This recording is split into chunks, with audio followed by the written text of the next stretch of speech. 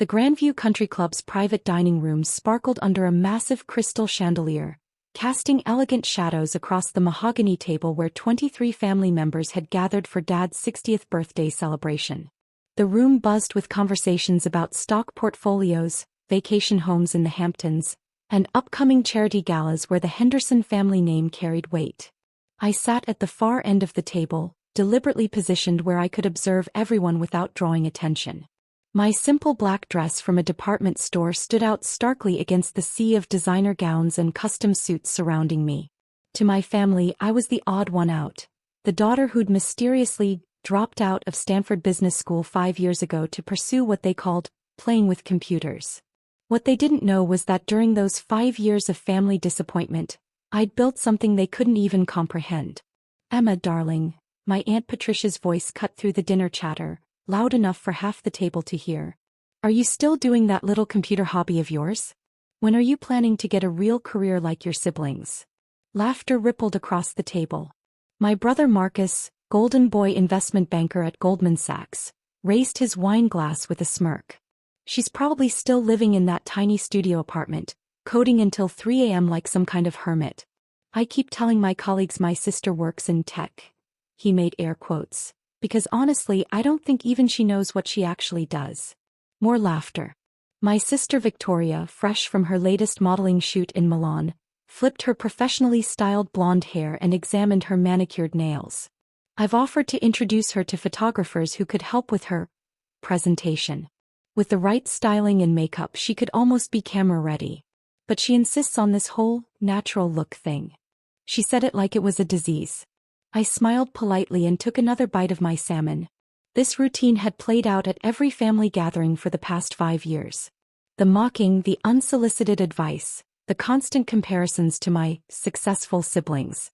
What made it particularly amusing was that their combined net worth wouldn't cover what my company earned in a single afternoon. Uncle Robert, Dad's younger brother and a prominent real estate developer, leaned forward with that patronizing expression I'd grown accustomed to. "Emma, your father and I were discussing your situation last week. I could get you an entry-level position at my firm. Administrative work, answering phones, maybe some basic filing.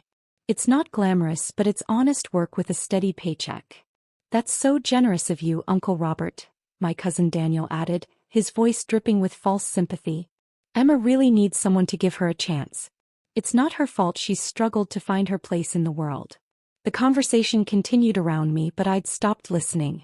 Instead, I was mentally reviewing the notifications on my phone from earlier that afternoon. 3 new Fortune 500 contracts worth $127 million combined. A partnership proposal from a Japanese tech giant. And most importantly, the final paperwork confirming my acquisition of Henderson Properties, the company that owned, among other things, every piece of real estate my family currently called home. Dad stood up, tapping his Rolex against his crystal wine glass. The room fell silent as all eyes turned to the birthday boy. At 60, Robert Henderson still commanded attention. His silver hair was perfectly styled, his custom Italian suit fit like a glove, and his smile radiated the confidence of a man who'd built a successful law firm from nothing. "I want to thank everyone for being here tonight," he began, his voice carrying that authoritative tone that had served him well in courtrooms. 60 years old. Where did the time go? He chuckled, and the table responded with polite laughter. Looking around this table, I'm overwhelmed with pride at what our family has accomplished. Marcus, my boy, making partner at Goldman Sachs at just 34. Incredible achievement. Marcus beamed as everyone applauded. Victoria, sweetheart, gracing magazine covers around the world and representing our family name with such elegance and beauty. More applause as Victoria gave a practiced smile and wave. And of course our wonderful daughter-in-law Jessica, who just made partner at Morrison & Associates. Another legal mind in the family. Dad raised his glass toward Marcus's wife, who glowed with pride. His eyes briefly met mine and I saw the slight pause, the moment where he considered whether to include me in his list of family accomplishments. The pause stretched just long enough for everyone to notice before he moved on. We've built something special here, he continued. A legacy of success, achievement and excellence that spans generations. The Henderson name means something in this city, and it's because of people like you. As he sat down to enthusiastic applause, I couldn't help but appreciate the irony. The Henderson name did indeed mean something in this city, primarily because of the $2.8 billion empire I'd built using it, though none of them knew that yet. Mom stood up next, her Botox-smoothed face gleaming under the chandelier light. At 57, Helen Henderson was still striking, though her beauty had become as artificial as her personality. She wore a new Hermès dress that probably cost more than most people's monthly salary, paired with diamonds that caught the light with every gesture. "I also have something to say," she announced, her voice carrying that particular edge it always developed after her third glass of Chardonnay. "Robert and I have been having some difficult conversations lately, and we've decided tonight is the appropriate time to address an important family matter." The table's energy shifted.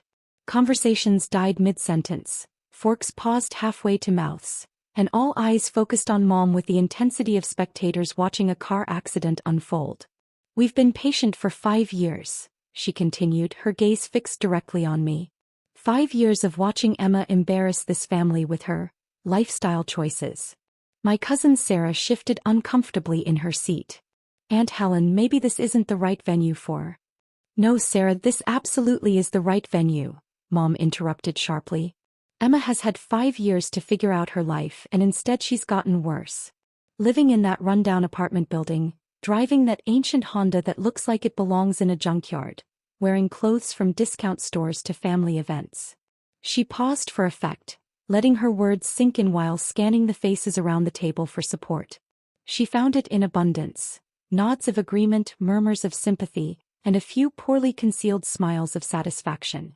"Do you have any idea what the neighbors say about us?" she continued, her voice rising. "The Hendersons have a daughter who can't even afford to dress appropriately for family dinners. The Hendersons' youngest can't hold down a real job. It's humiliating." Dad nodded along enthusiastically. "We've tried everything. We offered to pay for her to finish business school. Stanford, for God's sake, one of the best programs in the country. We've offered to use our connections to get her proper employment. Hell, I even offered to bring her into my law firm as a paralegal, just to get her started. But she keeps refusing," Mom added, shaking her head dramatically. "She insists on this computer nonsense that doesn't pay the bills or contribute anything meaningful to society." Victoria leaned forward, clearly emboldened by our parents' support. "It's not just embarrassing, it's pathetic. Emma, you're 32 years old. When are you going to accept reality and grow up? When are you going to stop this fantasy that you're going to be some kind of tech genius?" Marcus set down his wine glass and fixed me with that condescending stare he'd perfected in business school. "I've stopped telling people what my sister actually does for work.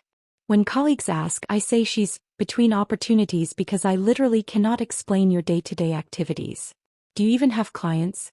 Do you make any money at all?" The laughter that followed was cruel and pointed. 22 family members, united in their certainty that I was the failure among them, the cautionary tale they'd probably tell their own children someday. Uncle Robert cleared his throat. "Emma, we all love you, but love sometimes means tough choices. You need to hear this.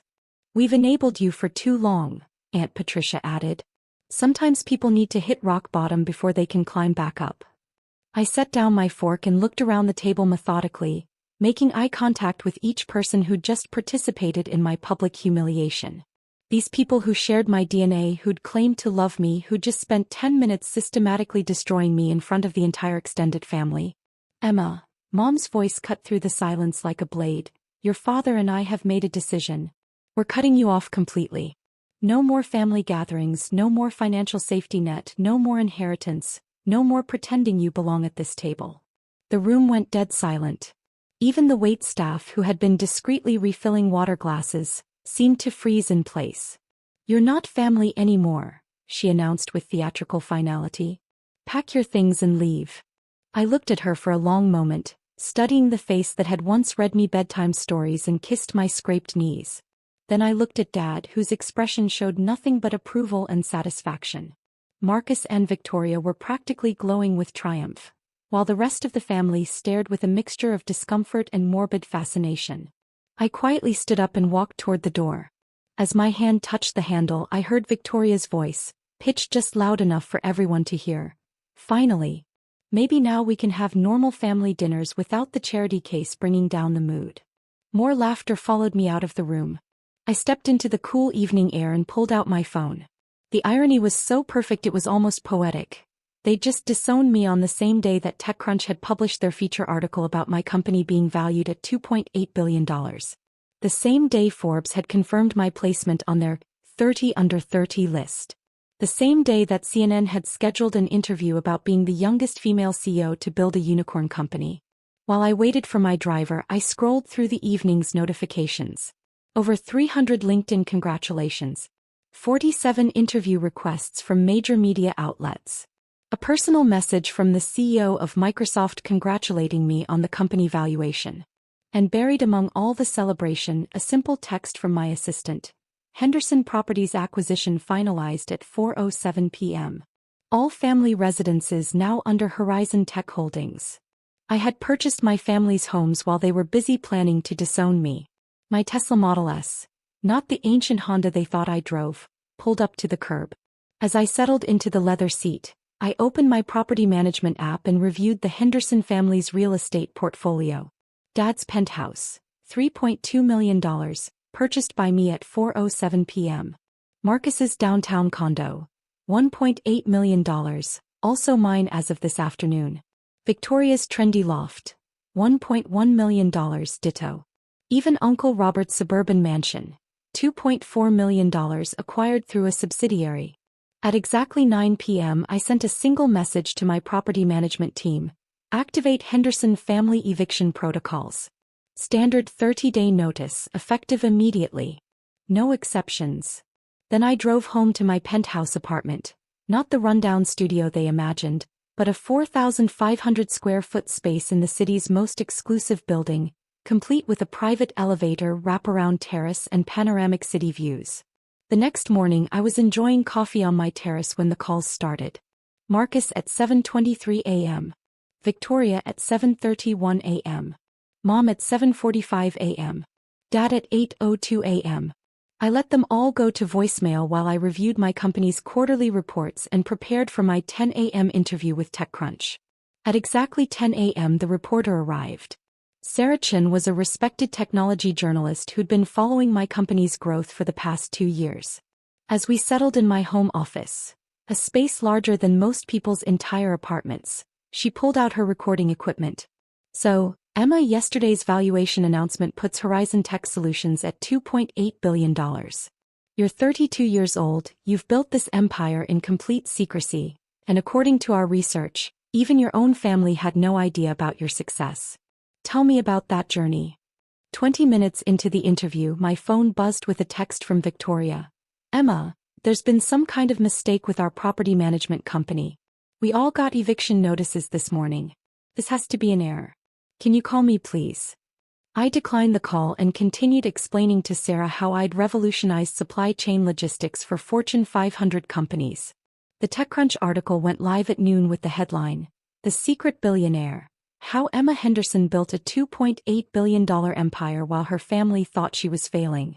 By 12:30 p.m., my mother was in my building's lobby demanding to see me.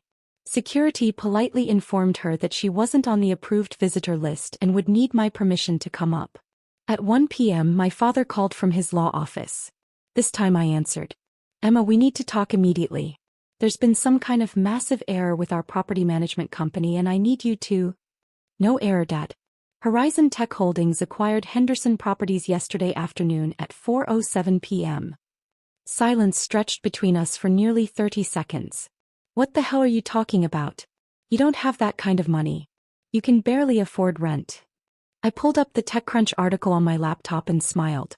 Actually, according to this morning's news coverage, I have approximately $2.8 billion in company valuation, plus about $400 million in liquid assets.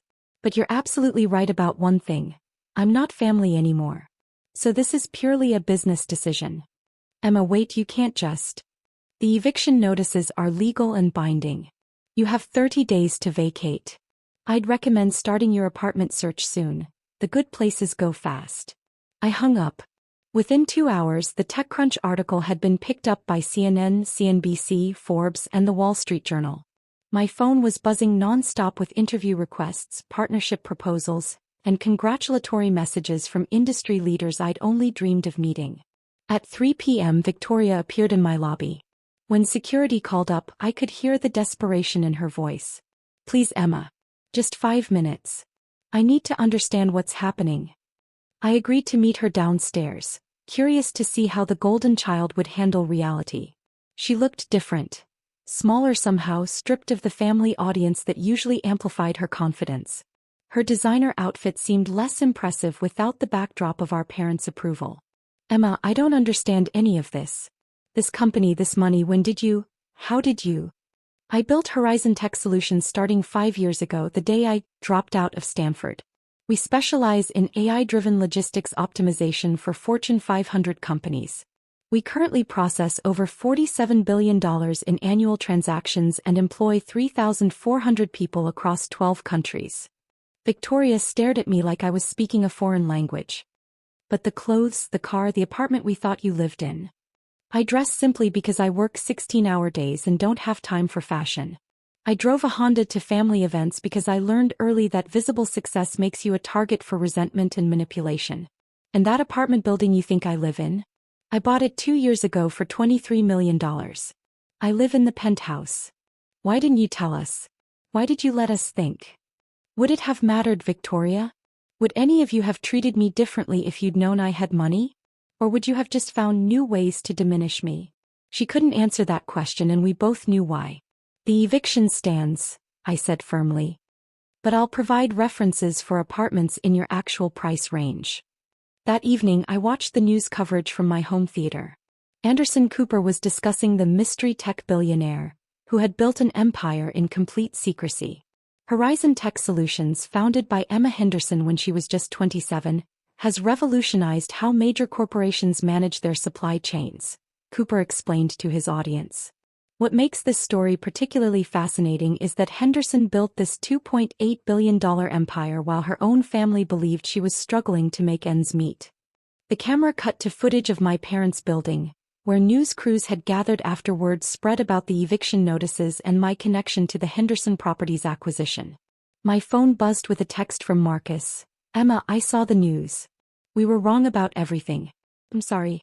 Can we please talk? I want to make this right. I set the phone aside and poured myself a glass of wine from my private collection. Tomorrow morning I had breakfast meetings with the CEOs of 3 Fortune 100 companies. Next week I was flying to Tokyo to finalize a partnership worth $600 million. The week after that I'd be speaking at the World Economic Forum about the future of artificial intelligence. But tonight I was going to enjoy the silence of my penthouse, the glittering city lights spread out below me, and the profound satisfaction of finally showing my family exactly who they'd chosen to disown. Sometimes the best revenge isn't destruction. It's success so undeniable and overwhelming that it speaks for itself. The 30-day eviction notice was just the beginning. By the end of the month, they'd learn exactly what it meant to have no family to fall back on. And I'd finally be free to build the life I'd earned, surrounded by people who valued me for who I actually was, not who they thought I should be.